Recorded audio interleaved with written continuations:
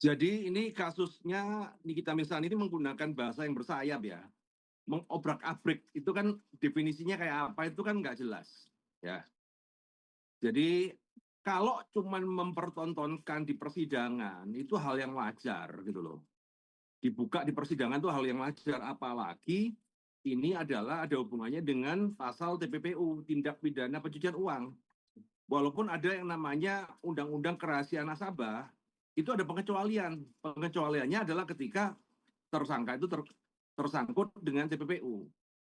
Nah, cuman kan yang bikin heboh ini kan pakai istilah diobrak-abrik ataupun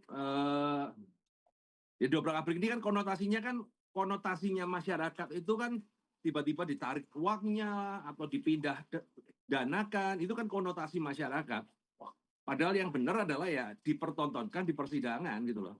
Jadi itu hal yang wajar lah.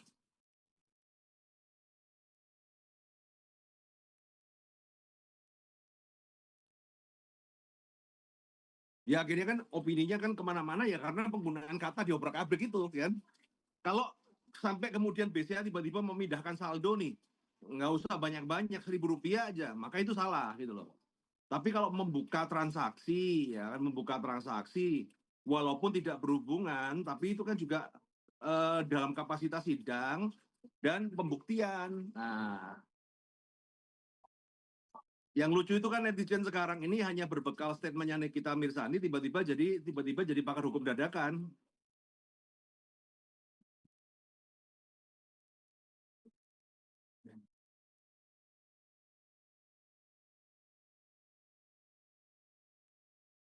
Ya,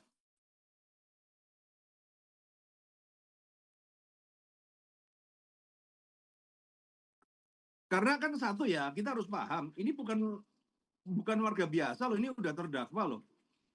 Dan ini dibukanya di persidangan ya. Kalau tiba-tiba bukannya di luar persidangan sebagai warga bebas, ya itu berhak untuk menuntut ya. Tapi kan ini kan di persidangan. Sekarang kita balik lagi aja kan, kita logikanya dibalik aja kan. Ini kan logika netizen kan pada apa ya? Pada tiba-tiba jadi pakar hukum dadakan nih. Padahal dia belum pernah ngalamin kasus hukum. Nah, sekarang kita balik lagi. Kalau POV-nya kepada contoh pada jaksa yang setiap hari bertahun-tahun ngurusi pengadilan, pada pihak BCA yang bertahun-tahun juga ketika setiap ada kasus pasti dihadirkan, apalagi yang menyangkut TPPU. Nah, pertanyaannya kan apakah Bank BCA sesembrono itu melanggar hukum? Jangan dilihat nasabah prioritas. Prioritas nggak prioritas itu cuma masalah naruh duit aja gitu loh. Bukan berarti ketika prioritas kemudian kebal hukum, itu kan ngawur gitu loh.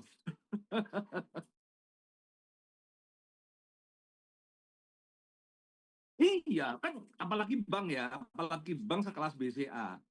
Bank yang paling dipercaya se-Indonesia. Masa hal yang kayak gitu dia berani melanggar hukum? Karena setahu saya bank itu paling nggak berani melanggar hukum.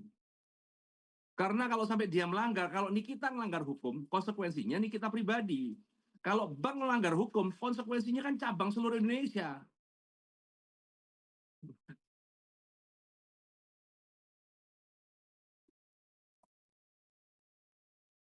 Ya itu, masyarakat Indonesia ini cuma berdasarkan satu konten, omongan pujaannya, tiba-tiba jadi ahli hukum dadakan. Ya itu, bangsa yang terlalu cerdas ya begini nih.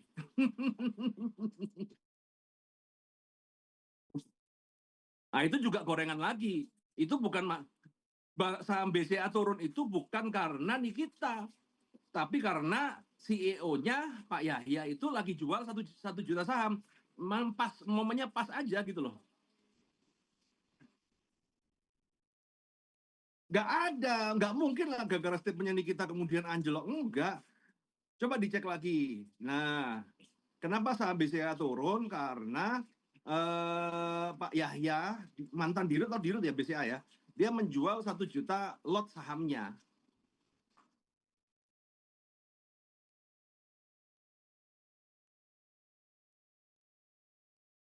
Enggak lah. ini ini kan terlalu cocok ya logi. Memang waktunya, timingnya pas. Tapi ya nggak mungkin gara-gara kata-kata kita kemudian BCA turun itu kok lucu.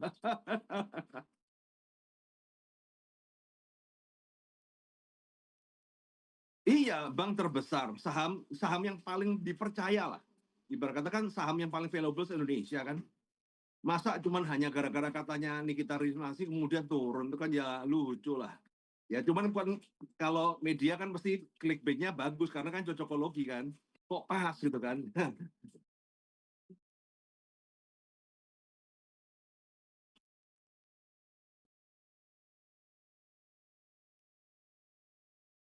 Ya memang ya begitulah realitanya kan. Sekarang ini kan yang viral itu adalah yang memantik emosi bukan yang benar gitu loh. Sekarang kan ya demi mencari reach, mereview semua serba bombastis, apapun yang bisa digoreng ya digoreng udah.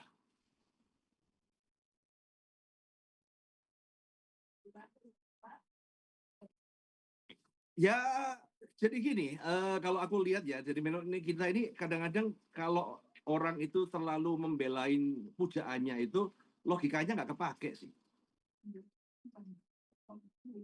Jadi kadang-kadang terlalu emosional, akhirnya logiknya nggak kepake. Semua ditelan mentah-mentah, apalagi dengan polarisasi berita yang beredar di masyarakat dengan headline-headline yang bombastis membuat wow, semakin semakin apa ya, semakin asik gitu untuk berstatement gitu kan. Jadi ini sebenarnya adalah ungkapan ekspresi dari masyarakat aja. Karena masyarakat ini kan cari pelampiasan nih buat hidupnya kok makin susah, pajak naik semua, ya mungkin dia butuh pelampiasan. Salah satu pelampiasannya ya dengan ngikutin gosip artis, bela-belain artis.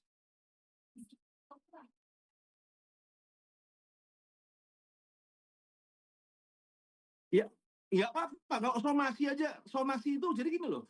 Jangan diambil istilah bahwa somasi itu kemudian membuat tindakan hukum. Enggak. Somasi itu namanya peringatan. Misalnya saya nggak suka sama Anda, saya somasi Anda, ya bisa-bisa aja gitu loh. Misalnya Anda kentut di sebelah saya merasa terganggu, saya somasi Anda, bisa. Namanya somasi itu memberikan peringatan secara tertulis. Apakah peringatan itu akan berdampak hukum? Tidak. Baru ketika ada pelaporan tindak pidana, baru itu berdampak hukum. Cuma kan masyarakat tuh kena somasi itu rasanya kayak kayak sudah mau dilaporin aja. Itu gertakan-gertakan orang nggak ngerti hukum kalau gertak ya begitu. Jadi nggak usah, jangan baper gitu loh. Sama aja kan kayak somasi. Ya, ya nggak apa-apa. Itu haknya nih kita mau melakukan somasi kan itu hak setiap orang. Saya juga bisa melakukan somasi gitu loh. Cuman pertanyaannya apa? Nggak ada landasan hukum juga. Saya itu kena somasi udah ada kalau satu satu bantal begini itu somasi banyak bos. Tapi kan kita lihat-lihat dulu somasinya apakah berdasarkan hukum, ada tindakan pidana atau tidak, ya. Yang somasi ngawur juga banyak. Cuman kan kalau warga yang nggak paham hukum itu ketika disomasi itu seolah-olah itu udah kayak mau dilaporin. Padahal pelaporan juga kalau barang buktinya nggak cukup juga nggak bakal diproses.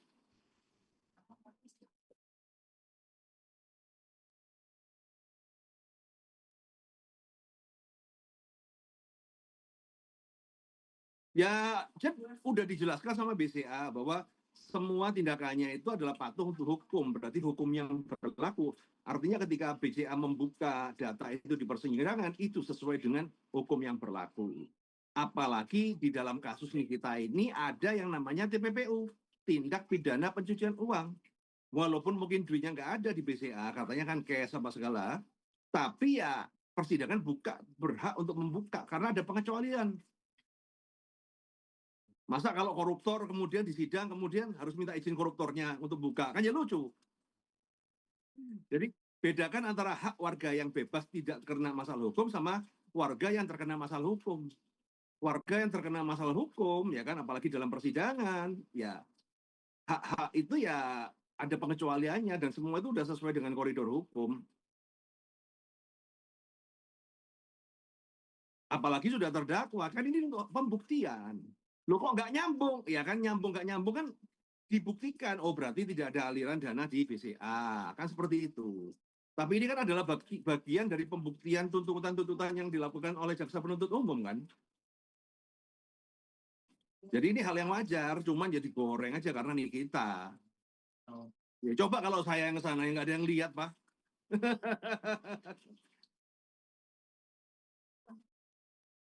Ya, apa yang diomongkan Nikita itu akan menjadi viral. That's the point ya. Jadi itu yang ditangkap, mana yang bisa ditangkap ya. Ya ini saya ngomong ya, ini pinter-pinternya media aja untuk mengangkat sesuatu yang sebenarnya biasa-biasa aja gitu. Karena apakah Nikita salah? Ya enggak juga. Karena statement dia adalah statement-statement yang abu-abu, bersayap, kalimat bersayap. Kayak contoh diobrak-abrik. Ya, pasti akan berbicara ketika, pasti akan berbeda ketika Nikita itu bilang bahwa data transaksi saya dibuka di pengadilan. Pasti kan imbasnya nggak kayak gini. Nah, nah, tapi kan ketika ngomong diobrak-abrik itu kan bisa dualisme pendapat kan. Dibuka itu juga dibilang diobrak-abrik, kemudian dipindah tangankan itu juga bisa diobrak-abrik. Nah, narasi asumsi masyarakat itu ke arah diobrak-abrik itu kayak tiba-tiba ditarik duit apa segala. Padahal ketika saya pelajarin awalnya saya juga kok berani banget tuh bisa ngobrak-abrik. Oh ternyata ya dibuka di persidangan. Ya, itu hal yang wajar lah. Nah itu.